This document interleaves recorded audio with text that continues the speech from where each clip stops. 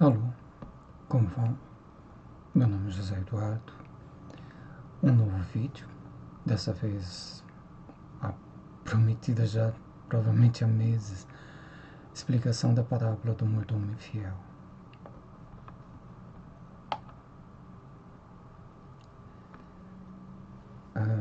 As pessoas fazem muita confusão com relação a essa parábola. Eu pensava ser esse o caso. Na realidade, as pessoas não podem entender o significado dessa palavra, e quem entender, se não tiver o coração sincero perante Deus, a ponto de incorporar os conhecimentos dela e até de passar a outros, essa pessoa procurará ignorar a parábola ou até contradizê-la. Ou seja, é algo que a maioria das pessoas gostariam que não fosse como é.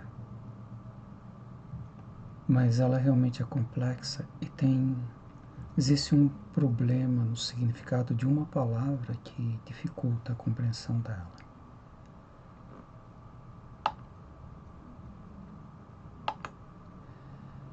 Eu ouvi até hoje uma explicação quando era ainda adolescente. Às vezes recebíamos a visita de um coronel, provavelmente do exército, da cidade de Campinas, visitando nossa igreja, nossa cidade. Ele costumava pregar. Uma vez ele pregou sobre isso. Então, ele interpreta o que se chama de riquezas da injustiça, no versículo 9, como sendo algo que se fizesse de forma injusta. E seria isso a concessão de perdão a alguém que merecesse a condenação.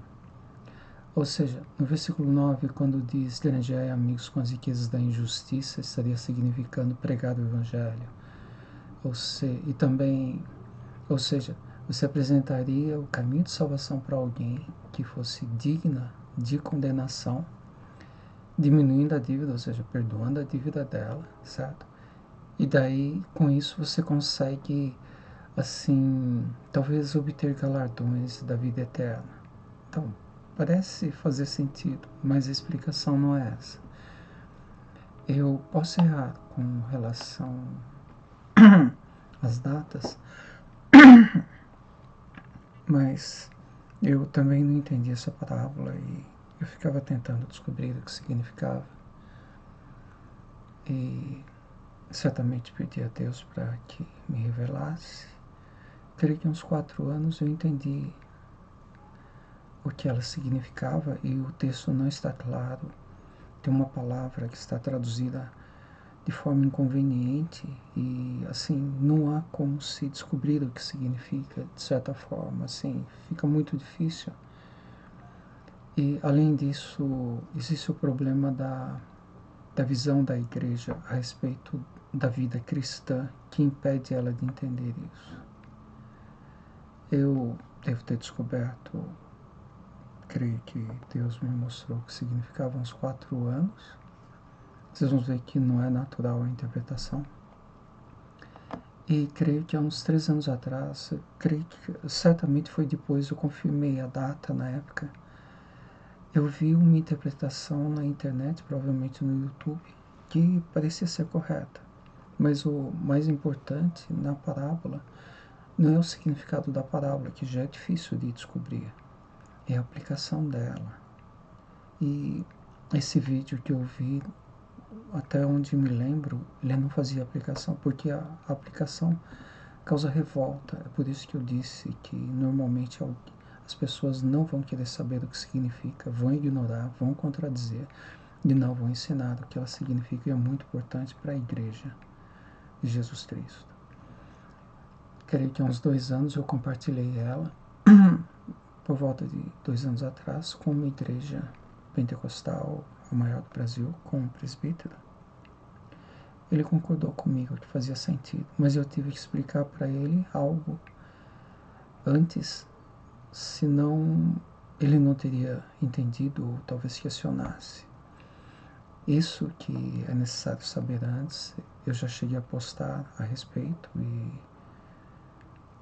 com dureza, e foi uma mensagem dura, assim, não todos a aceitaram. E a verdadeira, eu consigo entender a história da igreja, desde a igreja primitiva até os tempos atuais e até a entrada no Apocalipse, e com embasamento em Apocalipse e no livro de Daniel. Há, assim, a descrição da igreja, de como ela se transforma. O principal é como Deus é a igreja em cada período da igreja. E Apocalipse e Daniel mostram isso. Em Daniel mostra como ela é influenciada por Deus e pelo inimigo. E, de certa forma, com a omissão da carne, né, das pessoas. Em Apocalipse, a avaliação que Deus faz e também a ação sobre ela, aprovando ou reprovando. Bom, eu vou começar lendo o texto. Esse é um assunto difícil, eu considero isso como um alimento sólido. Não por ser incomum a aplicação, a interpretação dela ser complexa, desta parábola, mas por causa da aplicação que é importante em nossas vidas. É um alimento espiritual de importância. E também leva a gente a entender qual a situação da igreja atual. Vou começar, então, como eu já falei com vocês, sempre que ocorresse a postagem de algum tema que eu considerasse profundo, eu sempre aconselho vocês, como aconselhei, lerem o texto bíblico muito mais e meditarem nele do que as minhas anotações, os meus pareceres, a minha opinião. E aliás, eu posso cometer enganos. Assim, sempre eu abro os comentários a todos, até quem não é amigo, não está conectado ou não saiu do canal. E críticas serão bem-vindas, a gente aprende com críticas. Mas creio que a minha interpretação esteja realmente certa e que não partiu de mim. Bom, com base nisso, eu vou ler o texto na íntegra. O título é A Parábola do Mordomo Infiel. Lucas 16, dos versículos 1 a 12. Eu prefiro a tradução Almeida Corrigida Fiel. Ela é baseada no texto Receptus, assim como, por exemplo, a King James Version de 1611, que é muito boa. Em certos aspectos, ela não comete os erros que a versão portuguesa brasileira comete. Fala-se muito da Reina Valera espanhola, que é muito boa, talvez melhor que a brasileira.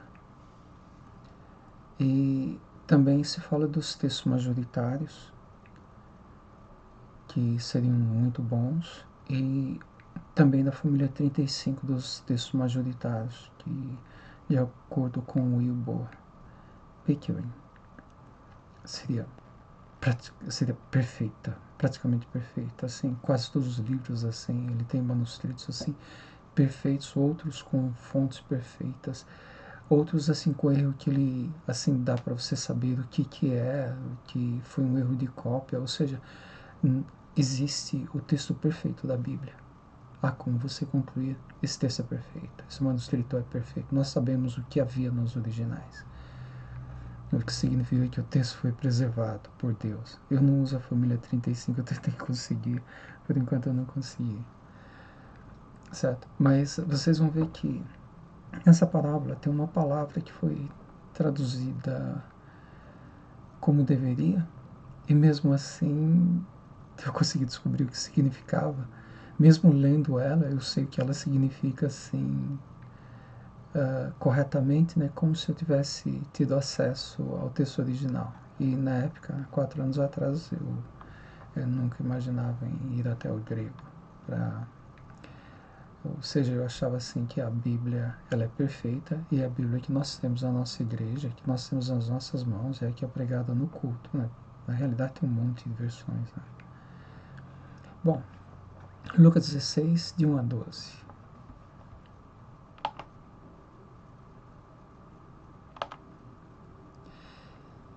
E dizia também aos seus discípulos: havia um certo homem rico, o qual tinha um mordomo, e este foi acusado perante ele de dissipar os seus bens.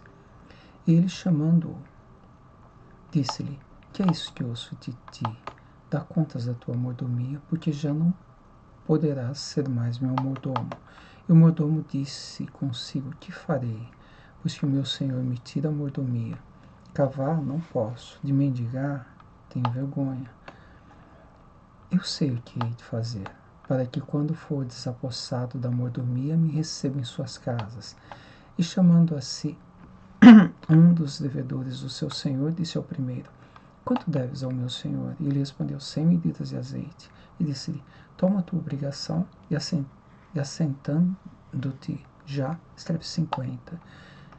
Disse depois a outro: e tu, quanto deves? E ele respondeu: 100 alqueires de trigo. E disse-lhe: toma a tua obrigação e escreve 80. E louvou aquele senhor, o injusto mordomo, por haver procedido prudentemente, porque os filhos desse mundo são mais prudentes na sua geração do que os filhos da luz. E eu vos digo: granjeai amigos com as riquezas da injustiça, para que quando essas vos faltarem, os recebam eles nos tabernáculos eternos. Quem é fiel no mínimo, também é fiel no muito. Quem é injusto no mínimo, também é injusto no muito. Pois se nas riquezas injustas não fosse fiéis, quem vos confiará as verdadeiras? E se no alheio não fosse fiéis, quem vos dará o que é vosso? Bom, voltando ao texto, eu sei o que significa, eu vou tentar assim me firmar nas possíveis dúvidas que possam surgir. Bom, tinha um mordomo, ele era injusto. O senhor dele fica sabendo e quer desapossá-lo. Ele então pensa assim: mas o que eu vou fazer? Eu tenho que contar com alguém que me ampare depois. Então ele decide chamar as pessoas que deviam dinheiro, deveriam algo para o senhor dele, né? E começa a reduzir as dívidas, né? E nessa situação ele entende assim que quando ele perdesse o cargo de mordomo, né? Aquelas pessoas que ele tinha beneficiado acabariam querendo ajudá-lo, né? Em compensação. Deu o versículo 8: e louvou aquele senhor, o injusto mordomo, por haver procedido prudentemente. Aí é a primeira dificuldade. Bom, ele era injusto. E daí ele comete um erro muito maior, né? Ele é infiel, né? E como se... Ou seja, ele perdoou uma dívida que não era dívida em relação a ele, né? Ele está tirando bens, assim, de certa forma furtando bens do senhor dele. E o senhor dele louva, elogia ele, né? Porque ele encontrou uma saída viável para a situação dele, né? Então, assim, parece estranho isso, mas pode ser realmente assim que aquele senhor tenha falado assim: puxa, como você é esperto, né? Você se aproveitou tanto de mim e depois se aproveitou mais e tirou uma vantagem disso. É possível. Aí pode não ter nenhum problema. Mas depois o comentário: porque os filhos desse mundo são mais prudentes na sua geração do que os filhos da luz. Então, aparenta, certamente é uma avaliação de Jesus Cristo. Daí Jesus Cristo disse, ele elogia a prudência dos filhos desse mundo mais do que os filhos da luz. Aí é estranho, certo? A gente teria que entender isso. É uma dificuldade real. Versículo 9: e eu vos digo, é um conselho de Jesus: granjeai amigos com as riquezas da injustiça, para que quando essas vos faltarem, vos recebam eles nos tabernáculos eternos. Então está falando assim: olha, você deve conseguir conquistar amigos com as riquezas da injustiça, ou seja, parece que ele está querendo dizer, pratique a injustiça para alcançar, para ter amigos, né? Para que quando você se empobrecer, você seja recebido por eles. Mas, assim, em primeiro lugar, a gente usar de injustiça para conquistar amigos, para que eles nos acolham. É esquisito Jesus falar isso. E ainda fala que esses amigos nos receberiam nos tabernáculos eternos. Assim, então, nós praticamos injustiça. Assim, lutamos por conseguir amigos que nos receberão nos tabernáculos eternos, ou seja, conseguir a amizade, a benfeitoria de algo que seja do céu. E, ou seja, ter essa benevolência deles, essa beneficência deles, né? Digamos, quando morrêssemos, né? Conseguindo isso através de riquezas da injustiça, ou seja, praticaríamos a injustiça para, quem sabe, conseguimos a salvação. Não faz nenhum sentido. Versículo 10. Quem é fiel no mínimo, também é fiel no muito. Quem é injusto no mínimo, também é injusto no muito.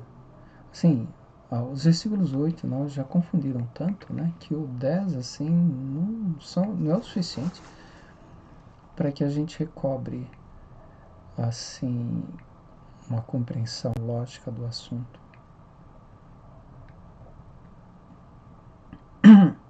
Versículo 11. Pois, se nas riquezas injustas não fossem fiéis, quem vos confiará as verdadeiras? Ou seja, dá a impressão que se formos injustos, né, não seremos salvos. Enquanto que o versículo 9 fala que é para a gente praticar de uma certa forma a injustiça para que a gente seja salvo. Contradiz totalmente. E se no alheio não fosse fiéis, quem vos dará o que é vosso? Então dá a impressão que essas injustiças seriam fruto de furto. Deixa a gente mais perplexo ainda, né? Quem é fiel no mínimo também é fiel no muito. Quem é injusto no mínimo também é injusto no muito. Quer dizer, o que fazemos aqui na terra deve se repetir no céu. Se formos reprováveis na terra, seremos reprovados no céu. Se formos aceitos na terra, seremos aceitos no céu. Isso faz sentido, mas não em relação aos outros versículos. Então, assim, tem um monte de incoerência, né? Assim, eu vou começar falando com vocês sobre algo que eu já adiantei antes. Assim,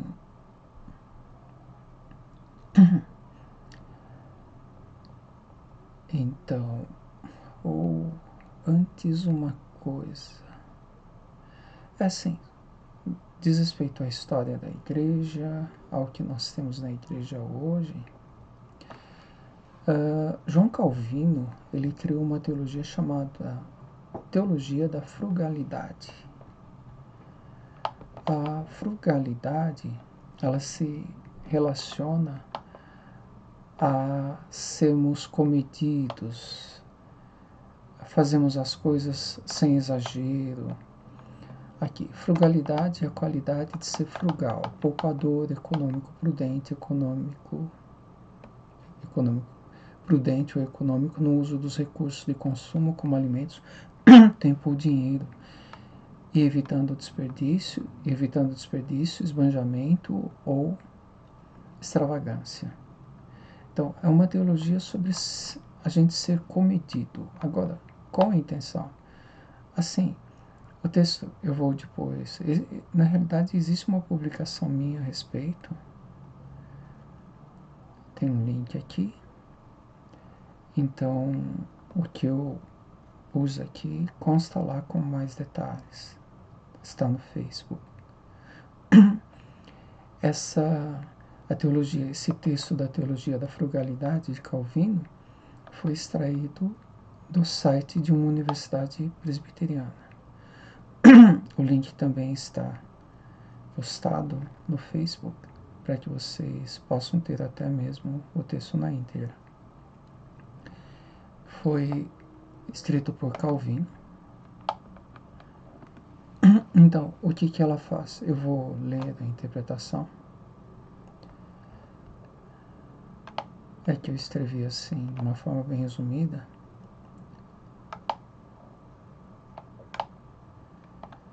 Conforme o texto abaixo do próprio Calvino, não existe limite para o acúmulo de riqueza imposto por Deus, aconselhando, no entanto, os ricos a usarem de seu excedente para aliviar as necessidades dos pobres, não se obrigando, porém, a promover-lhes igualdade.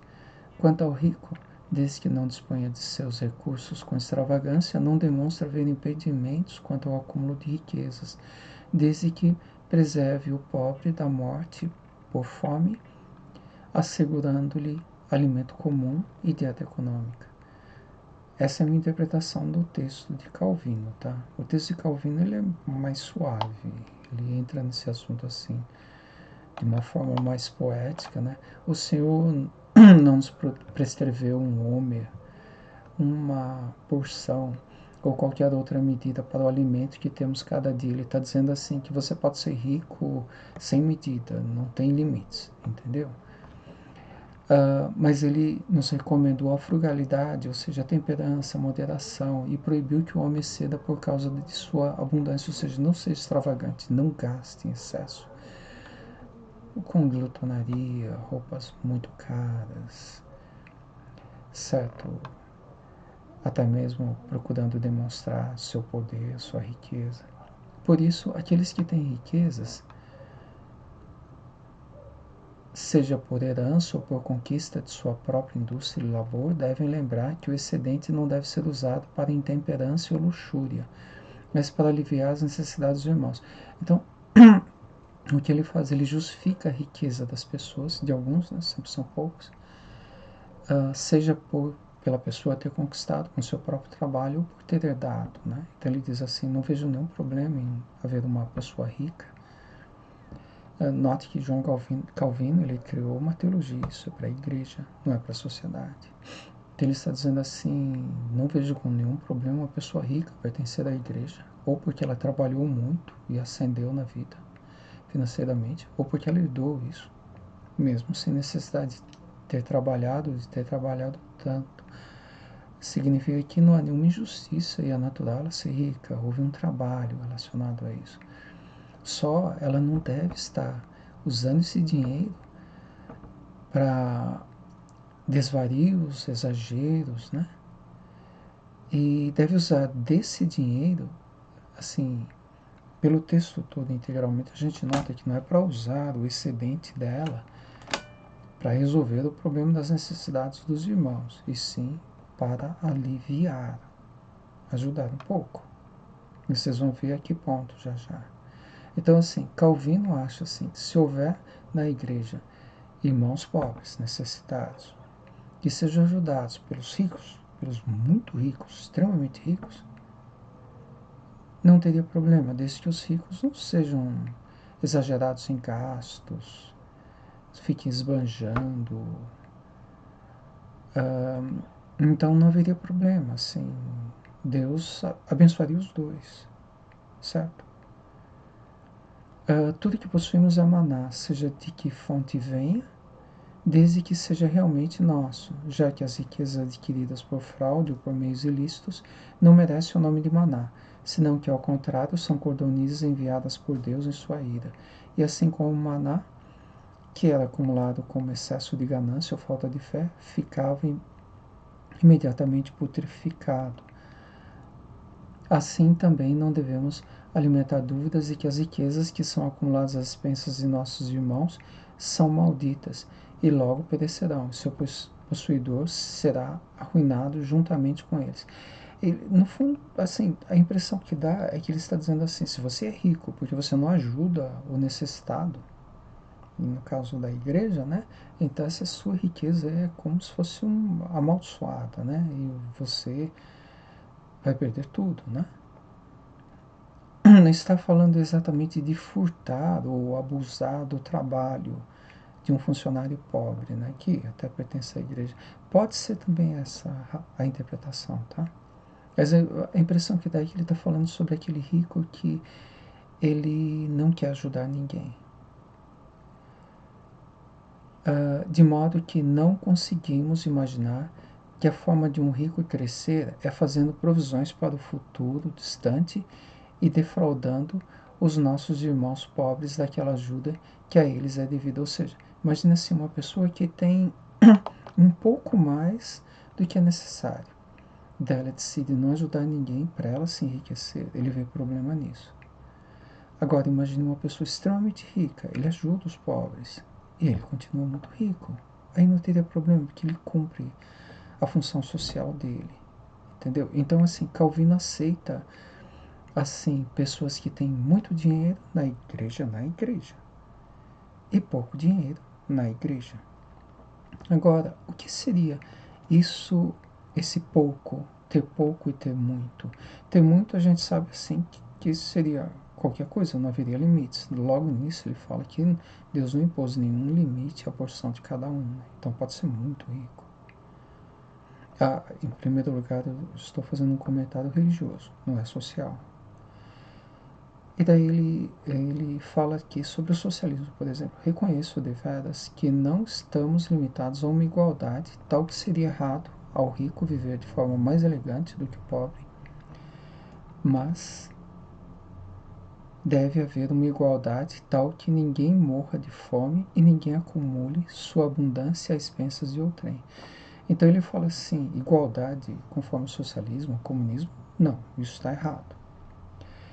Porém, deve ter uma igualdade que permita ao necessitado não morrer de fome e que impeça o rico de acumular riquezas à expensa, assim, com prejuízo das outras pessoas, ou seja, não ajudando o pobre da igreja, né? Impedindo a ele que morresse de fome, certo? Então, assim, se o rico ele garante numa igreja que ninguém morra de fome, ele pode ser rico. Não importa o quão rico seja, não teria problema. E quanto à igualdade, a do socialismo, ele de modo algum defende. Então a igualdade que ele defende é a igualdade de acordo com o status social de cada um. Ao pobre, ele iria morrer de fome até. Então os ricos da igreja devem impedir que ele morra de fome. E quanto aos ricos, a igualdade para os ricos é superior. Ele pode ter uma vida, como ele diz aqui, mais elegante. Viver de tal forma que seria errado ao rico viver de forma mais elegante do que o pobre. Assim, não tem uma definição clara do que seja esse padrão, né? Então, pode ser muita coisa. Para mim, poderia ser alguém receber 10 mil reais. Uma pessoa muito rica pode ter centenas de casas, propriedades em grande quantidade, ser milionário. Então, assim, os conceitos são relativos, são abstratos, né? Então, se uma pessoa estiver longe de Deus, ela vai exagerar, né? Outra que esteja muito perto, ele vai ser mais comedido. Então, assim, não tem um limite, não é uma regra assim muito clara, né? E, inclusive, ele fala segundo as suas circunstâncias, né? Assim, o homem do homem pobre será comida comum e uma dieta frugal. Ele está dizendo assim, que aquilo que seria igualdade, né? Na circunstância do pobre, seria ele não morrer de fome, ele ter acesso a comida comum, assim, simples, barata, né? E uma dieta comedida, assim, sem nada, assim, caro, importante. E a porção do homem rico será mais abundante segundo as circunstâncias. Ou seja, se na igreja houver muitos pobres, ele vai ter que ajudar os pobres, a fim de que não morram de fome e tenham alguma comida, né? Comum, né? E se ele for muito rico, e rico demais, né, ele pode cumprir com isso e continuar riquíssimo ainda assim, não haveria nenhum problema. Ou seja, o foco de Calvino é, se os pobres não morrem de fome, têm acesso à comida, ainda que simples, então não há limite para a riqueza, tanto a posses como a renda. certo? Assim, somos um país capitalista. Eu não vejo nada de errado nisso. Pensando socialmente ou economicamente, financeiramente. Assim, no Brasil, as famílias, até uns 50 anos atrás, os mais ricos eram imigrantes. Eles vieram para cá passando fome. Minha família mesmo é de imigrantes de vários países. Eles vieram para cá em uma situação bastante trágica. Então, os que enriqueceram no Brasil, os imigrantes, eles não tiveram nenhuma vantagem para enriquecerem. Isso sacrificaram muito assim, lutando, trabalhando, né? E não tinham nem herança e nem assim vantagens de indicações, nada, né? Certo? Então, foi um trabalho árduo. Só os mais ricos, os com maiores percepções assim de possibilidade de ascensão, né? Ou outras capacitações conseguiram crescer. Então, você dizer assim que isso é reprovável, assim, fica difícil, a pessoa trabalhou tanto, né?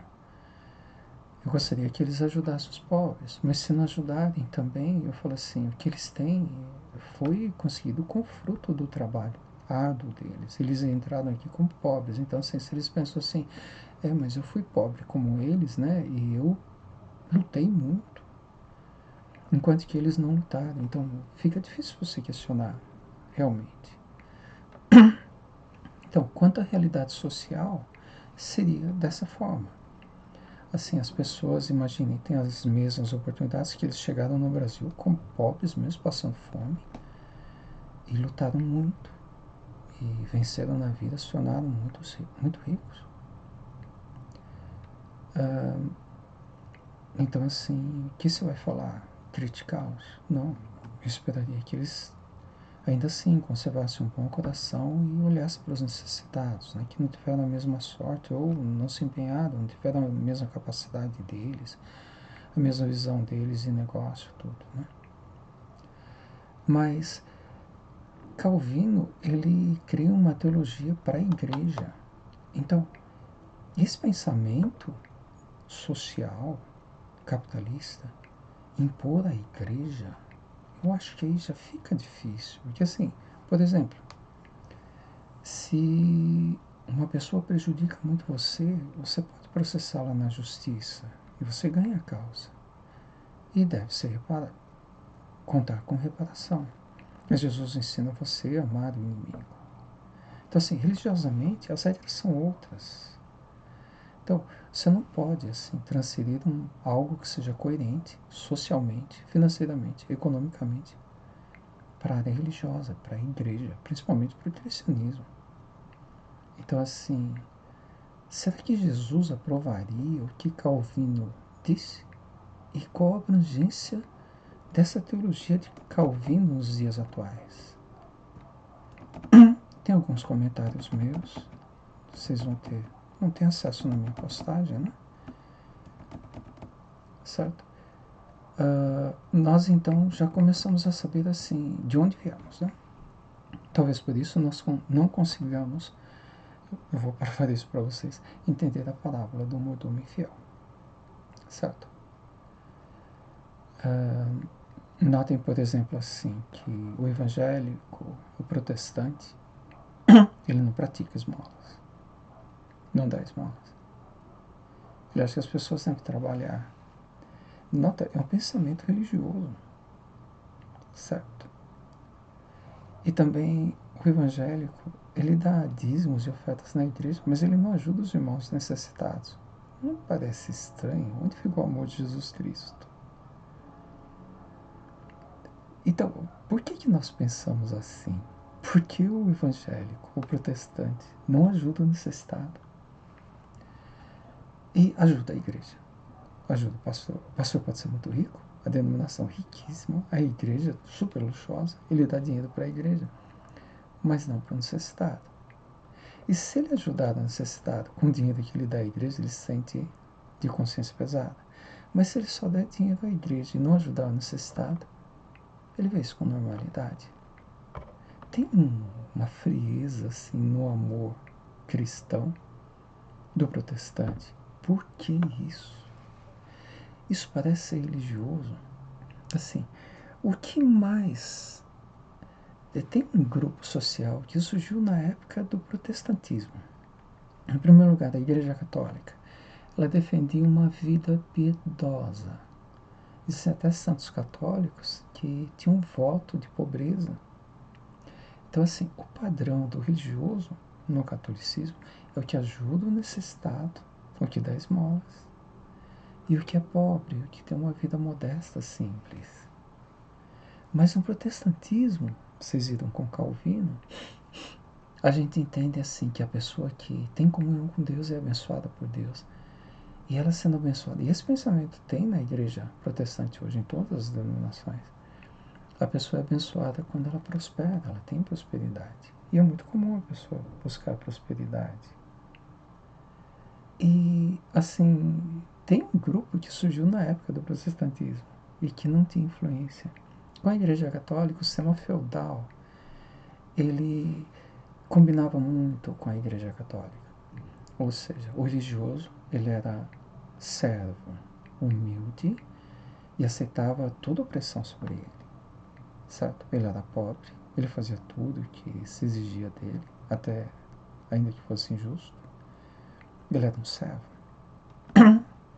Ele era pobre, tinha uma vida modesta e era coerente com os ensinamentos da Igreja Católica. Então, para o sistema feudal, isso era perfeito, porque os servos, que eram quase escravos, né, eles não se revoltavam contra os senhores feudais.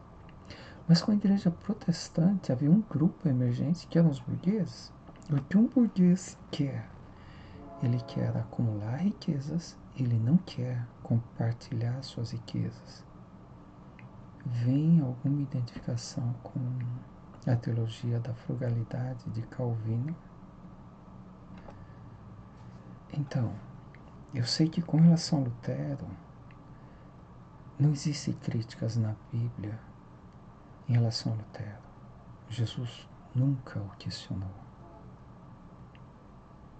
Tem um livro da Bíblia, Apocalipse, menciona o que ocorre na época de Lutero. E não tem nenhuma crítica a Lutero. Nenhuma. Ele passou por uma situação muito difícil, tomou decisões até erradas. E a tolerância sobre ele, que o que ele fez foi muito difícil, foi num período muito difícil. Calvino também foi perseguido, mas ele imigrou para a Suíça, ele era francês, e não passou pelas mesmas perseguições de Lutero, foi diferente.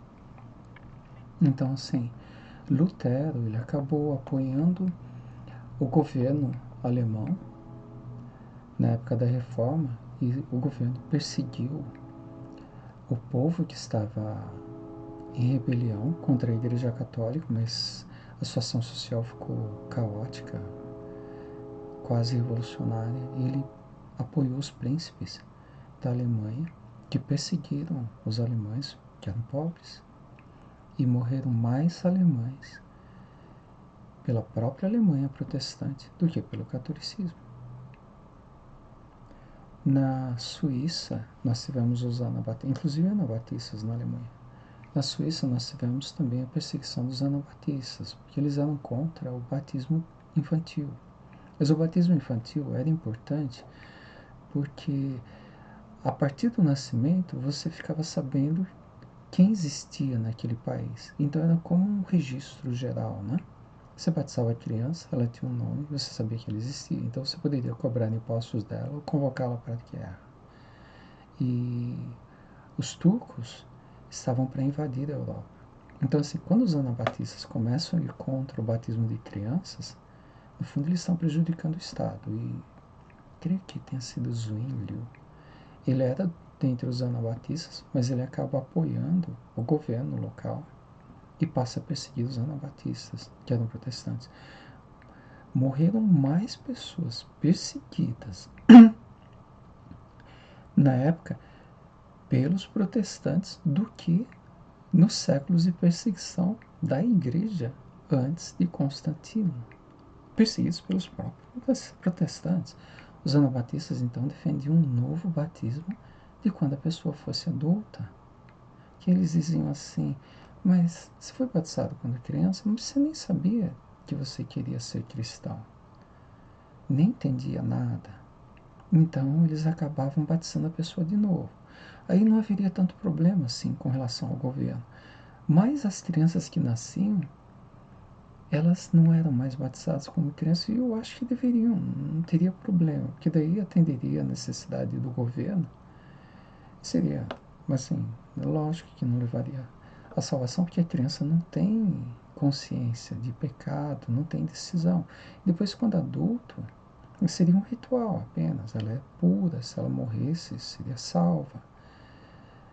E depois, quando adulto, batizaria de novo. Então, eles poderiam aceitar o batismo infantil e rebatizar de novo, atenderia o governo.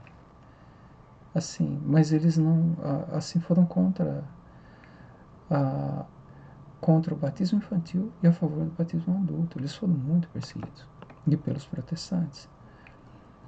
Como eles queriam muito o batismo como adulto, então se dizia na época pelos protestantes que deveriam aplicar neles na realidade, se um batismo infantil. O segundo batismo, eu tenho dúvidas se falava um terceiro batismo. O terceiro batismo. O primeiro batismo seria o infantil, né? Que assim, eles eram adultos, tinham recebido o batismo infantil ou pelo catolicismo ou pelo protestantismo, né? Que não mudou tudo, né? Dos rituais católicos. Depois, quando adultos, eles eram batizados. E o terceiro batismo seria eles serem afogados. Amarravam peso sobre eles e jogavam eles na água, né? Para que eles morressem afogados. Os protestantes fizeram isso. Assim, ou seja, há sinais no protestantismo, no início, estranhos. Há sinais estranhos. Dentre eles, você poder ter ricos que não ajudassem tanto os pobres, que não se compadecessem tanto. Então, assim, o que eu quero mostrar para vocês é que, assim, no protestante, eu sou protestante, batista, desde 15 anos, eu era, antes, ateu, e antes, assim, tinha já rezado junto com a minha avó para Menino Jesus de Praga, da cidade de Praga, de joelhos, né, no quarto, ela tinha uma imagem. Então eu era católico, mas não me lembro de ter ido a uma igreja. Mas assim, desde os 15 anos eu sou protestante, sou batista. Nunca pensei nessas coisas. Os batistas, eles são oriundos dos anabatistas, que foram perseguidos dessa forma. E nós damos muito valor apenas a nuda escrituras. Seu nome Amish e também os menonitas descendem diretamente dos anabatistas. Eles só dão valor à escritura, não à experiência. As manifestações espirituais não podem alterar a verdade bíblica e nem acrescentar nada. Por exemplo, sinais, dons, manifestações espirituais, eles nunca tomam nada assim que confronte a Bíblia ou que acrescente algo como verdade adicional. Isso não. E também nem traduções. Eles entendem assim: a igreja, ela se corrompeu. E com o protestantismo nós tivemos assim mais claridade, assim, mas não quer dizer que tudo. Então nós não podemos confiar que os fundadores, os reformadores sabiam de tudo. Então assim, a nossa regra de fé é apenas a Bíblia, porque ela revela o pensamento da igreja primitiva, onde Deus assim se manifestava com total liberdade, com apóstolos que viveram com Jesus Cristo, com o Espírito Santo com total liberdade na igreja, todos os dons em exercício, ministérios em exercício. Então assim, nós baseamos somente na Bíblia. Então, por isso, assim, por estudar a Bíblia, então eu sou aberto assim para perceber coisas estranhas na igreja, né, e buscar explicação pela Bíblia mesmo. E daí eu notei assim que a igreja, ela é materialista hoje. Tem desamor nela. Então, Jesus fala que tem dois os principais mandamentos e a lei depende, toda a lei depende deles, né? Amarás a Deus acima de todas as coisas e o teu próximo como a ti mesmo. E os evangélicos não amam o próximo como a si mesmo. havia um centurião, Cornélios, e aparece um anjo para ele e fala assim: as tuas súplicas e as tuas esmolas subiram até o entendimento de Deus, até o conhecimento de Deus. Eu li esse texto e eu estranhei, pensei assim: puxa, mas esmolas são importantes para Deus? Que eu sempre aprendi que assim as obras não salvam, você não deve praticar obras. Não, não é isso. As obras não salvam, você não pode confiar nelas. E a prática de boas obras, quando é Deus quem faz isso em você, muda o seu coração e faz você praticar, e não pelo esforço próprio. Elas são sinal de que você foi salvo. Como está escrito, é Deus quem opera em vós, tanto o querer quanto efetuar. Então, as obras confirmam a salvação. E quem não pratica boas obras, há o risco de nem ter sido salvo. Mas não é através das obras que se alcança a salvação. E nem as suas obras, aquelas da sua sinceridade, têm importância para Deus, têm importância para o seu próximo. Por exemplo, você faz esmolas e você nem conhece a Deus, para o seu próximo é importante isso, para você é importante isso. Você está fazendo algo muito bom, mas isso não justifica você perante Deus. Agora, se Deus transforma a sua vida, põe em você amor pelo seu próximo, e por isso você passa a praticar boas obras, isso é sinal de que você nasceu de novo, você está cheio do Espírito, e Deus tem liberdade em sua vida. Isso é necessário. Se não ocorre isso naturalmente, você, por exemplo, o seu inimigo persegue você, se você não consegue amá-lo, então ou você não nasceu de novo, ou não está cheio de Espírito, está longe de Deus, certo? Entendeu? Então, assim, conseguir amar o seu inimigo significa que ele está atuando em sua vida. Ele pôs o amor dele em você. Então as obras são importantes, são confirmação de uma comunhão íntima com Deus. Porém, assim, no meio evangélico, naturalmente, não há, assim, uma preocupação, assim, com as necessidades dos irmãos. Isso é esquisito. Então, como eu defino isso? Há uma contaminação da burguesia que ocorreu na época do início do protestantismo, na religião cristã. Eu não falo cristianismo, eu estou falando de religião cristã, porque isso é religião, certo? Então, a presença de muitos ricos na igreja e pobres, muito pobres, necessitados, que não são atendidos. Isso é um mau sinal. É que a igreja está longe e que há doutrinas erradas na igreja. Bom, se vocês confiam no que eu disse, tem uma postagem, já falei a respeito. Então podemos passar para a parábola do mordomo fiel. Vocês vão entender a parábola. E se vocês não aceitaram o que eu disse, vocês terão uma versão para ela. Vocês vão ver a visão de Jesus da nossa vida material. Bom, em primeiro lugar eu falei para vocês que havia uma palavra que estaria traduzida de forma errada.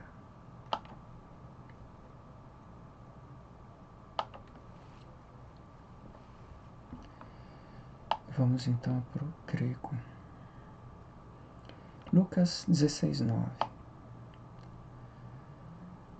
Adikias, então diz: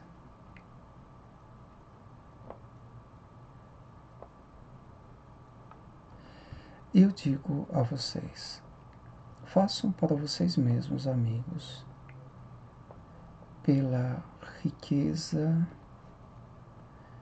através da riqueza das injustiças, para que, quando elas falharem, elas faltarem, eles possam receber vocês dentro das mansões celestiais, tabernáculos eternos, talvez seja uma mansão celestial também. Então a palavra seria adikias, seria riquezas da righteousness. Right é certo, right seria não certo. Righteous, adjetivo, né? Assim, que não é reto, que não é certo, né? Não é correto. Righteousness seria substantivo. Então seria não retidão, que pode ser aqui, ó. Nota, a entrada é 93. Adikias. E eu estou pegando aqui pela referência de Strong, James Strong. Adikias.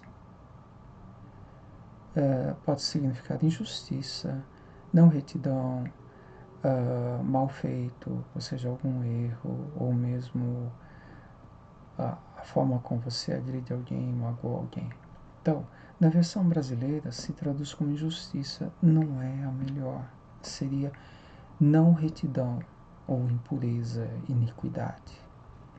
Então, essas riquezas não são de injustiça, são de iniquidade, são de impureza. Certo? Eu acho que daí a gente já pode ir para a interpretação. Ou seja, para a interpretação, vocês precisam saber. A propósito, nos versículos 11 e 12 de Lucas 16 também, aparece de novo adico. Entrada 94, adicos, que significa também unjust, injusto, seria um adjetivo, righteous, wicked, estando relacionado à impureza, não retidão, aí como adjetivo. Falando da riqueza injusta, riqueza impura, riqueza iníqua, riqueza não reta, certo? Assim, tem uma significação paralela semelhante, e daí creio que já possamos ir ao texto. Agora, o interessante é que quando é contada essa parábola, vocês vão ver pela reação. Ou já vamos para a reação. Assim, a igreja não entende essa parábola. Tem muita dificuldade. Existe a reação das pessoas. Estou em Lucas 16. Voltar lá. Lucas 16, 1 a 12. Lucas 16, 13 a 15. Olha a reação deles. Nenhum servo pode servir dois senhores, porque não podeis servir a Deus e Mamon. E os fariseus, que eram avarentos, ouviam todas essas coisas, zombavam dele. Então, assim, eles... ia falar que eles tinham entendido. Na realidade, a partir do versículo 13, eu acho que é melhor ir para o versículo 13, então, que é a continuidade. Depois da parábola, Jesus entra no outro assunto. Nenhum servo pode servir a dois senhores, porque ou há de odiar a um e amar o outro, ou se há de chegar a um e desprezar o outro. Não podeis servir a Deus e a Mamon. Mamon nada tem a ver com o Rei Momo do carnaval brasileiro. Pode até ser que o Rei Momo tenha relação com Mamon, mas Mamon é uma palavra hebraica que significa riquezas. Então você não pode servir a Deus e as riquezas. E os fariseus, que eram avarentos, ouviam todas essas coisas e zombavam dele. E disse-lhes: Vós sois os que vos justificais a vós mesmos diante dos homens, mas Deus conhece os vossos corações, porque o que entre os homens é elevado, perante Deus é abominação. Então, assim, Jesus conta isso na sequência. E poderia ter uma relação com a parábola do mordomo infiel. Certo? E os fariseus reagem a isso. Certo? Assim, eles não veem incoerência entre a forma como o texto flui, não percebem mudança de assunto, não reclamam disso e reagem assim, duramente, né, zombando de Jesus, né? Como falando assim, como assim? Viver só para Deus, certo? Desapegar de toda a vida material, certo? E riem dele, assim, isso é impossível, está louco, certo? Não tem como, ou não vai aproveitar a vida. Então, assim, de certa forma, eles entendem que seria o mesmo assunto, é possível. Eles não notam que mudou de assunto. Então, de certa forma, assim, eles entendem a parábola, pelo menos um pouco da parábola. Como eu falei, a igreja protestante, ela não entende isso. Isso é relacionado ao materialismo protestante. E também, assim, quanto ao materialismo protestante, assim, imagine assim, que os ganhos de uma igreja fossem reduzidos, né? O que aconteceria com a igreja, com as denominações e com os salários dos pastores, né? Eles ganhariam menos, né? Os templos poderiam fechar. O que ocorreria se os templos fechassem por falta de dinheiro? A gente passaria a partir do pão de casa em casa. Vocês já viram isso, né? E a gente passaria a pregar lá nas ruas. Imagina uma igreja de 500 membros. Num culto de domingo à noite, quantos se decidem? 5? Acho que parece bastante, né? E quantos continuam na igreja? Nenhum. Agora imagine lá na rua, se a gente pregasse sempre numa praça e não tivesse nem igreja. Cada pessoa, cada um dos 500, mas imaginando que não deixasse a igreja, não fosse na outra, ele testemunharia para outras 10 pessoas. E não seria apenas uma pregação convidando a pessoa a entregar a vida a Jesus, mas daria próprio testemunho falando assim, eu era assim. E a pessoa se identificaria com você. Ele transformou minha vida. Então, eu falei assim, essa mensagem tem muito mais poder. E também poderia dizer assim, olha, por que você não vem no próximo domingo aqui, a gente vai estar aqui de novo. Se necessário, eu vou buscar você na sua casa. Ou eu posso ir na sua casa uma vez por semana e estudar a Bíblia com você. Imagina assim, o quanto seria mais eficiente a pregação do Evangelho. Então assim, se a igreja deixasse de ter dinheiro, será que seria prejudicial mesmo? Será? Não me parece. Mas eu não defendo não parar-se de dar o dízimo ou de contribuir com a igreja. Eu só acho que a igreja deve ter uma estrutura modesta. As lideranças devem ser poucas e devem contar com salários modestos. E se já tem recursos, não devem nem receber nada da igreja. E todo o restante deve ser distribuído entre os necessitados da igreja. E também permitir que as pessoas compartilhem bens, rendas, auxílios diretamente com os membros. E também aqueles que estão necessitados, nem exigir deles nada, ao contrário, seria hora de ajudá-los. Eu penso dessa forma.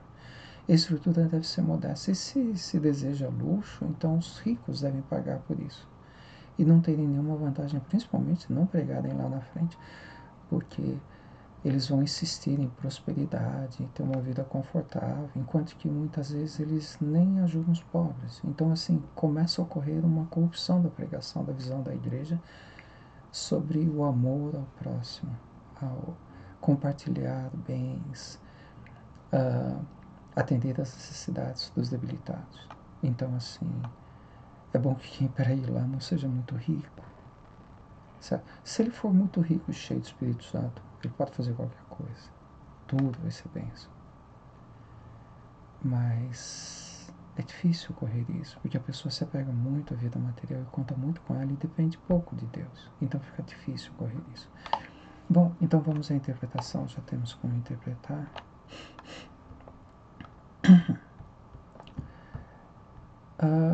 Então, versículo... Deixa eu ver se nos iniciais tem alguma coisa. E dizia também aos seus discípulos, havia um certo homem rico, o qual tinha um mordomo, e esse foi acusado perante ele de dissipar os seus bens, sem problema. E ele, chamando-o, disse-lhe, que é isto que ouço de ti? Dá contas a tua mordomia, porque já não podes ser mais meu mordomo. E o mordomo disse consigo, que farei, pois que o meu senhor me tira a mordomia, cavar não posso, mendigar tenho vergonha. Eu sei o que hei de fazer, para que quando for desapossada a mordomia, me receba em suas casas. E chamando a si cada um dos devedores de seu senhor, disse ao primeiro, quanto deves ao meu senhor? E ele respondeu, 100 medidas de azeite, e disse-lhe, toma a tua obrigação, e assentando-te, já escreve 50. Disse depois a outro, e tu quanto deves? E ele respondeu, 100 alqueires de trigo, e disse-lhe, toma a tua obrigação, escreve 80. Então, assim, trata-se de uma situação do mundo material normal, né? Ele foi esperto apenas, né? E louvou aquele senhor, o injusto mordomo, por haver procedido prudentemente. Aí já surge uma pequena dificuldade, né? Porque o senhor louva ele, assim, porque ele foi esperto, né? Mas prejudicou ele de novo. Mas falou assim, ó, você me prejudicou de novo, mas você é esperto, você é inteligente. Então não quer dizer que ele tenha gostado de ter um dano maior. Mas ele fala assim, realmente você é esperto. E daí Jesus ele complementa falando, porque os filhos desse mundo são mais prudentes na sua geração do que os filhos da luz. Então, aí ele está dizendo assim, que usar dessa injustiça, né, tomando bens, ou seja, diminuindo o que o senhor dele receberia dos devedores, né, com finalidades de proveito próprio, é injusto, mas ele está dizendo assim, realmente, ele foi esperto, ele tirou vantagem disso. E daí ele fala assim, quanto aos salvos, eles não têm essa esperteza. Só que ele fala assim, não são prudentes. Não, assim, perceberiam uma forma de tirar vantagens da condição dele enquanto vivesse na terra. Assim como os filhos deste mundo, né, poderiam usar de esperteza para tirarem vantagem, até mesmo cometendo injustiça. Ele fala assim, quanto aos filhos da luz, eu não vejo prudência neles, assim como esperteza nos filhos deste mundo. Ele só está dizendo isso. Ele não está, assim, aprovando o que o mordomo injusto fez. Mas ele está falando assim, quanto aos filhos da luz, eles não fazem a coisa certa. Assim como os filhos do mundo fazem o que lhes favorece, que é injusto, certo? Mas que lhes favorece. Então, os filhos da luz não fazem aquilo que pode favorecê-los. Versículo 9. Granjear amigos com as riquezas da injustiça. Aí ocorre aquela palavra, injustiça. Injustiça não é injustiça, é impureza, iniquidade. O que quer dizer isso? É que para Jesus, os nossos bens, o ganho, as coisas materiais aqui, são algo impuro, iníquo.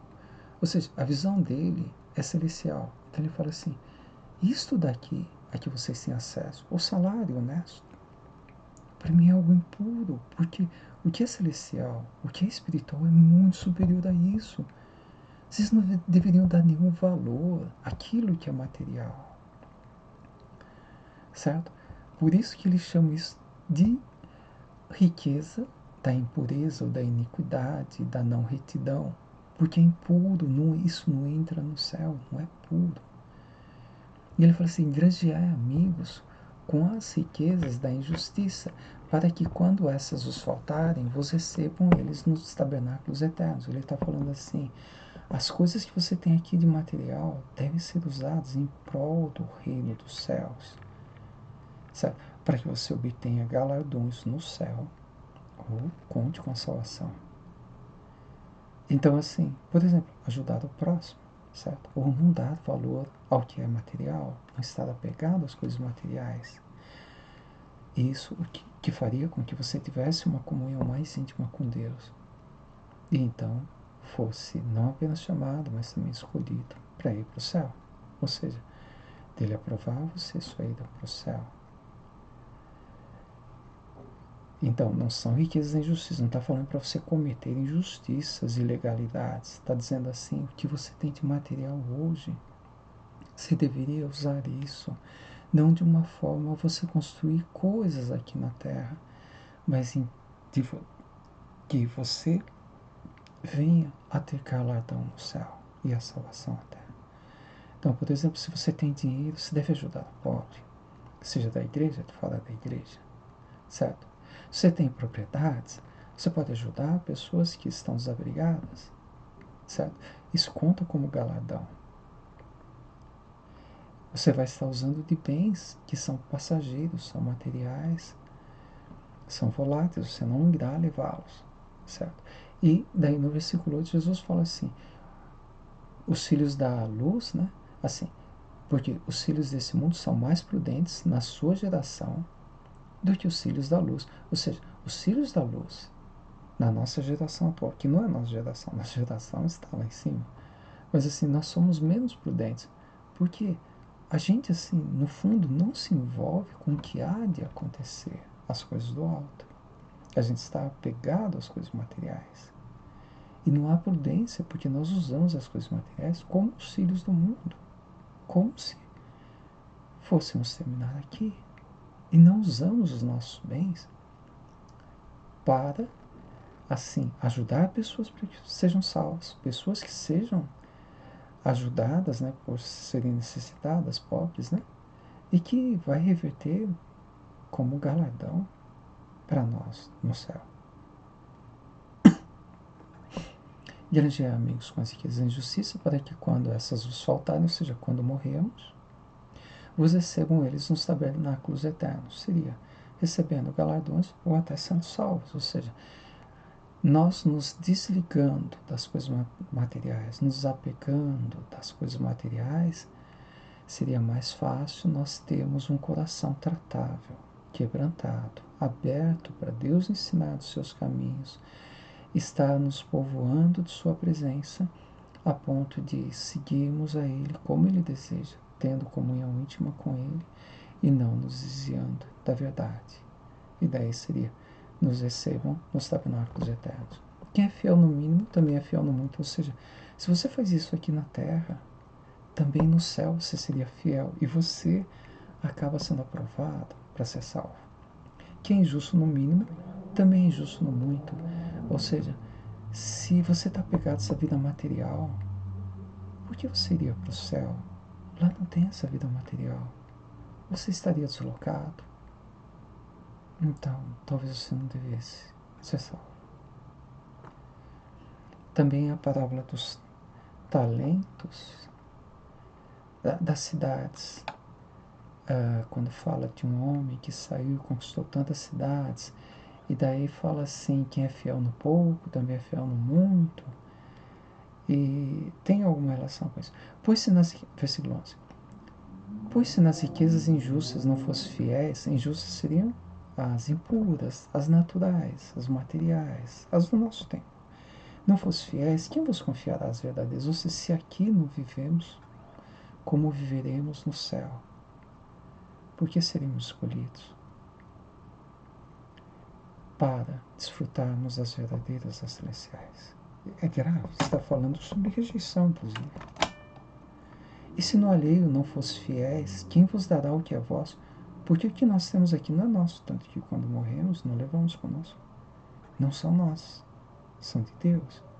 Então, se no alheio, no que não nos pertence, que são as coisas materiais, não fomos feitos para isso, não somos fiéis a Deus, porque Deus nos daria a vida eterna para que tenhamos acesso ao que será nosso, que está do outro lado. Inclusive a Bíblia promete sermos reis sacerdotes. Fala assim, não temais ao pequenino rebanho, porque agradou ao Pai dar-vos o reino. Ficou fácil entender? Enfim, no fundo, a igreja ela está muito apegada à vida material e muito longe de Deus. E a razão é a raiz do protestantismo. O protestantismo é burguês. Ele foi contaminado. Com Lutero não ocorreu isso. Lutero não pensou nisso. E não sofreu influência burguesa. A razão dele ir contra a buscar a salvação pelas obras, ele é contra, não pode ser por obras.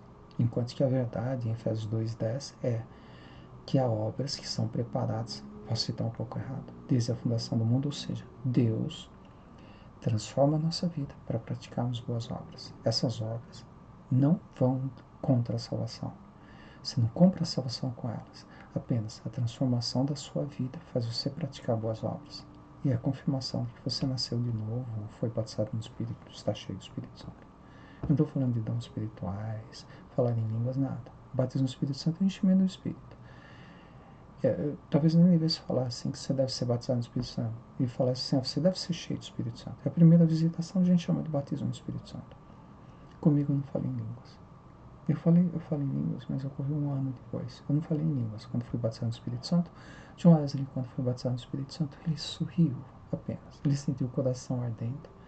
Estava de boca fechada. Ele sorriu. E foi o batismo no Espírito Santo dele. Provavelmente John Wesley nunca falou em línguas. Embora ocorresse isso na época, na sequência ocorria. Bom, vocês conseguiram entender? Faz sentido. Tá? Esse assunto. Então eu falei assim que o problema não é compreender a palavra. A compreensão é essa, assim, todo mundo sabe. Mas ninguém quer reconhecer que a igreja está afastada e que está apegada à vida material. que é as riquezas da impureza, a vida material. Isso afasta ela de Deus e leva a grandes riscos, a não ser recebida nos tabernáculos eternos. Bom, na sequência, Lucas 16, 11 e 12. Pois se nas riquezas injustas não fosse fiéis, quem vos confiará as verdadeiras? E se não fosse fiéis, eu já expliquei. Ou seja, se na vida material nós não vivemos assim com os olhos no céu, coerentemente como na vida eterna, por que receberíamos a vida eterna? Se a gente se preocupa tanto com a vida material, então esse é o nosso lugar e não aquele. E se no alheio não fosse fiéis, ou seja, isso que eu expliquei isso, né? Isso é que não nos pertence, né? O que nos pertence está do outro lado, né? Se nós somos fiéis, fazendo uso do que não nos pertence e não nos pertencerá, quando partirmos, deixaremos aqui. Porque o que é nosso, que está do outro lado, né? No céu, deveria estar conosco. Mas então, na sequência, esse texto que eu precisava explicar, Lucas 16, 13 a 15. Então, na sequência, logo no versículo 13, nota assim, nós estávamos no versículo 12, antes do 11, era o texto inicial com o 10, né? O 10, 11, 12, né? Então, é na sequência, certo? Então, é um assunto só. Então, assim, no mínimo, os judeus não perceberam que Jesus tinha mudado de assunto. Daí Jesus começa a falar sobre servir a Deus e a Mamon, ou seja, perfeitamente coerente com o que eu expliquei para vocês até agora. Então está certa a interpretação.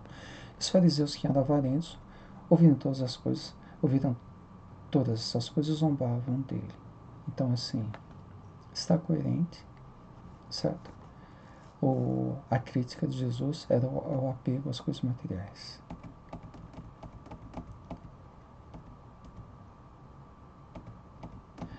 Há alguns textos assim que concordam com isso, o rico e o Lázaro, né?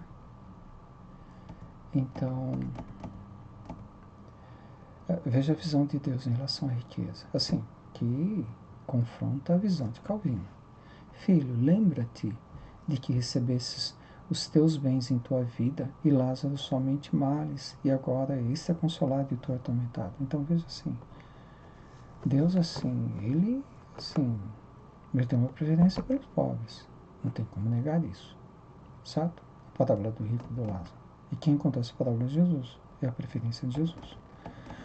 Os apegos à vida terrena, Mateus 16, 24 e 26, é claro, bem claro o texto, porque aquele que quiser salvar a sua vida, perdê-la, e quem perder a sua vida por amor de mim, achará. Ou seja, você não pode ser apegado a essa terra. Agora imagine um rico, se ele não é apegado à vida terrena, vê assim, se ele tem uma aplicação financeira e ele perde dinheiro, o que ele faz com o gerente do banco? Certo? Perdeu alguns milhões. Ou se ele perder tudo, imagine, será que ele não é apegado à vida financeira? Ou mesmo está baixando a taxa de juros, ele tem aplicação financeira, ele consegue dormir à noite. Ou se ele tem um carro muito caro, ele bate o carro, isso, ele sai glorificando a Deus, agradecendo a Deus pelo ocorrido. Ele está apegado às coisas materiais. E além disso, e quanto ao pobre, pois que aproveita o homem ganhar o mundo inteiro, se perder a sua alma. Então, assim, Jesus está dizendo assim, você não deve trabalhar tentando ser rico, certo? Porque isso pode custar a sua alma, porque assim, lembra lá, não podeis amar a Deus e a Mamon? Se você está, assim, procurando ser rico, eu não estou falando sobre um trabalho comum, cumprindo as ordens, os objetivos de sua empresa.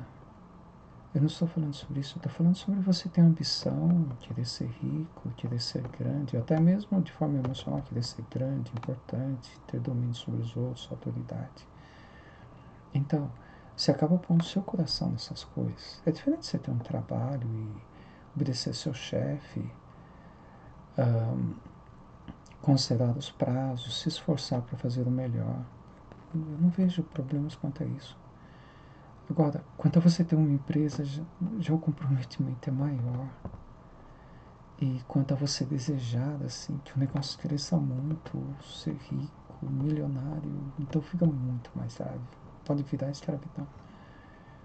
Ter um emprego, eu não vejo incoerência nesse sentido. Você deve se esforçar o máximo possível para cumprir as metas da empresa. Ser honesto. Assim, não perder tempo, ser esforçado. E não há nenhuma incoerência. Você tem que atender às necessidades da sua família. Bom, Mateus 11, 2 a 5, Jesus ele fala para dizer a João Batista que tem dúvidas, já ele está encarcerado. Ele mesmo tinha visto a pomba pousar em Jesus, era o Espírito Santo, né, em formato de pomba. E ele pergunta se ele era a pessoa que eles esperavam, né, se ele era o Messias, ou se deveriam esperar por outro. Então daí Jesus dá um sinal para ele, começa a falar, os cegos veem, os coxos andam, e ao final ele fala assim, aos pobres é anunciado o Evangelho. Assim, Jesus ele enfatiza isso, o Evangelho é para os pobres. Por que para os pobres? Já falamos da teologia da frugalidade de Calvino, que nada assim, não é bíblica. Jesus não reconheceria isso, não aceitaria isso, não conseguiria pertencer a uma igreja que pregasse isso, não conseguiria, certo? Eu falo assim, poxa, vocês estão levando todo mundo a ser apegado à vida, até à vida material e fazendo com que ele se acostume a ele, a vida material, e não se apegue ao mais importante, que é a vida eterna, certo? Calvino fala até mesmo de prosperidade, riqueza, não uma vida normal em que você tem rendimentos, procura guardar um pouco para uma eventualidade.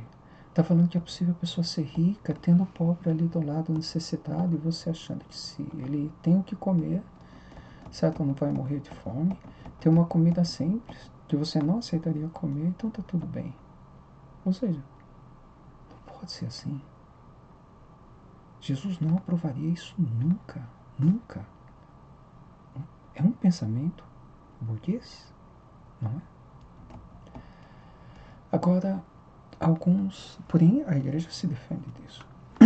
Eu estive num culto e daí se falaram assim, não, o problema não é riqueza, é o amor à riqueza. Isso aí todo mundo diz, né?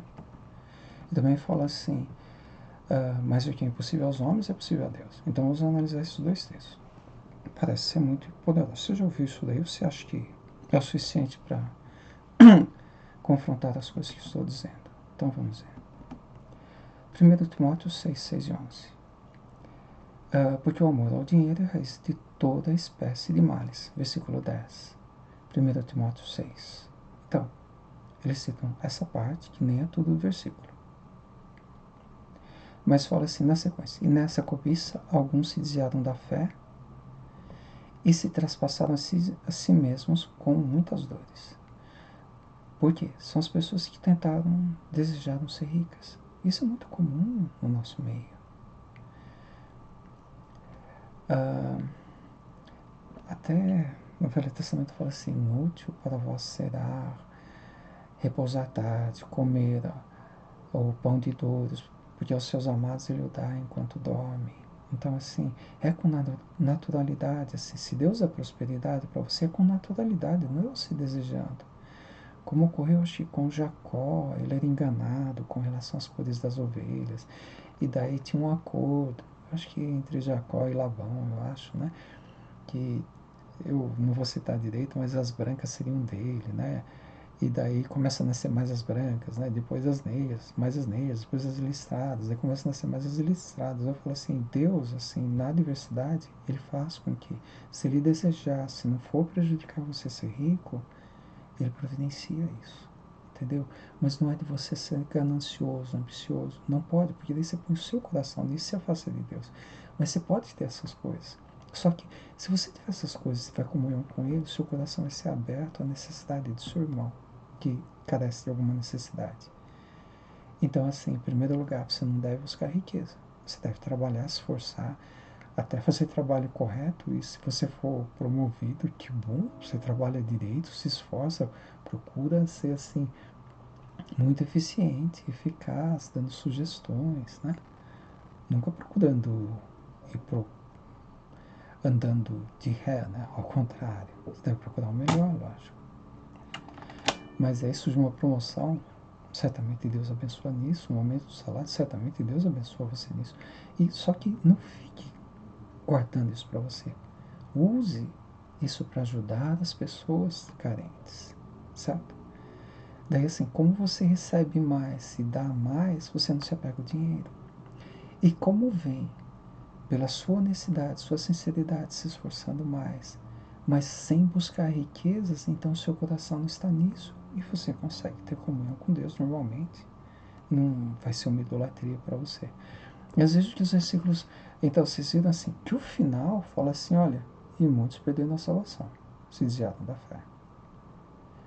Então, o amor ao dinheiro é a raiz de toda espécie de males, né? E pode fazer a pessoa até se desviar da fé. Então, fala assim, se você não tiver amor ao dinheiro, não tem problema. Se tiver amor ao dinheiro, corre o risco de você se desviar da fé. Por quê?